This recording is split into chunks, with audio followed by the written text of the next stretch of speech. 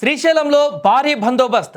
కర్నూలుకు చేరుకున్న ప్రధాని మోదీ మొట్టమొదటిసారిగా మల్లికార్జునను దర్శించుకోబోతున్న ప్రధాని మోదీ. దీనికి సంబంధించిన అప్డేట్స్ చూసే ముందు బిగ్ అప్డేట్ ఒకసారి చూద్దాం. హైదరాబాద్ మొత్తంలో ఉన్నటువంటి బెస్ట్ ప్రాపర్టీస్ అన్నింటినీ కూడా ఒకే వేదికపైకి తీసుకువస్తుంది సుమన్ టీవీ. అక్టోబర్ 18, 19వ తేదీన హెచ్ఎస్సిసి నోవోటల్లో జరిగే సుమన్ టీవీ ప్రాపర్టీ ఎక్స్పోలో best flats, villas, open plots Deepavali offers and డిస్కౌంట్స్తో అందుబాటులో ఉంటాయి.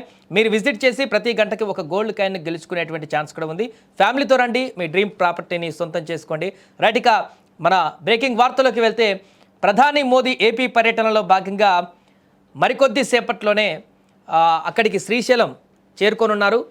ఇక ఉమ్మడి కర్నూలు జిల్లాలోని ఓర్వకల్లు విమానాశ్రయానికి ఇప్పటికే చేరుకున్నారు.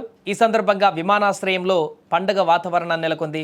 ఆంధ్రప్రదేశ్ గవర్నర్ జస్టిస్ అబ్దుల్ నజీర్, ముఖ్యమంత్రి చంద్రబాబు నాయుడు, డిప్యూటీ సీఎం పవన్ కళ్యాణ్, మంత్రి నారా లోకేష్ తదితరులు కూడా ప్రధానికి ఘన స్వాగతం పలికారు.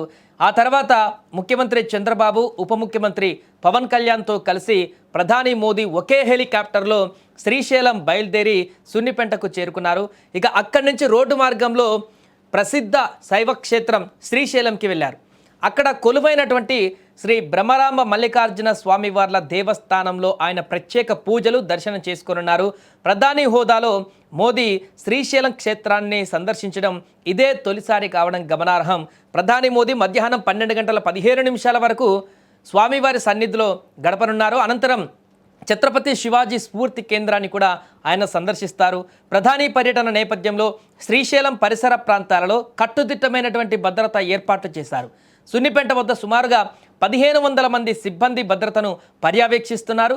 భక్తులకు, సాధారణ ప్రజలకు ఎలాంటి అసౌకర్యం కలగకుండా ట్రాఫిక్ను మళ్లిస్తున్నారు.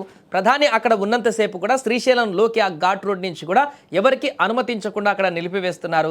శ్రీశైలం దర్శనం తర్వాత ప్రధాని మోదీ అక్కడి నుంచి హెలికాప్టర్లో కర్నూలు జిల్లా నన్నూరుకు చేరుకుంటారు. రాగమాయూరి గ్రీన్ హిల్స్ వద్ద ఏర్పాటు చేసినటువంటి సూపర్ జిఎస్టీ సూపర్ సేవింగ్స్ అనే బహిరంగ సభలో పాల్గొని ప్రజలను ఉద్దేశించి ప్రసంగించనున్నారు. అభివృద్ధి పనులకు శంకుస్థాపనలు, ప్రారంభోత్సవాలు కూడా చేస్తారు.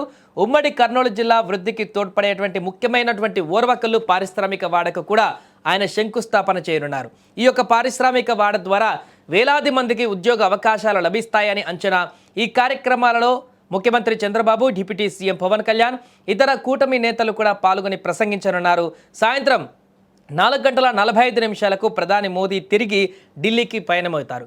ఏదేమైనా కూడా ప్రధాని మోదీ శ్రీశైలం పర్యటన, అదేవిధంగా భారీ బహిరంగ సభలో ఎలా ప్రసంగిస్తారు, ఏం ప్రసంగిస్తారు, ఆంధ్రప్రదేశ్కు సంబంధించి మరిన్ని అభివృద్ధి పథకాలను ఏమైనా ప్రవేశపెడతారా, నిధులను కేటాయిస్తారా, ఈ ప్రసంగం ఏ రకంగా ఉండబోతుంది, ఏ మాట్లాడబోతున్నారు ప్రధాని అనేటువంటి అంశం కూడా ఇప్పుడు సర్వత్రా ఉత్కంఠ నెలకొంది.